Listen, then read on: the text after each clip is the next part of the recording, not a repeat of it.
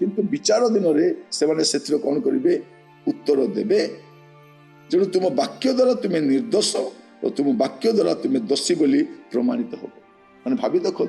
ए मुखर सुख ए 2 दिन सुख केते मारात्मक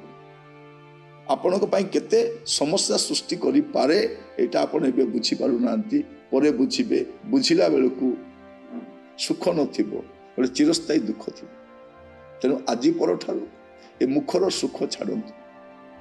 कहिबा पूर्वरु टिके भाबन्तु आपण कहिबा कथा आपण नेउटाई नहीं आसी परिबेन ठीक सही परी जेपरी धनुरु तीर बाहरी गला पर आ फेरी आसेनी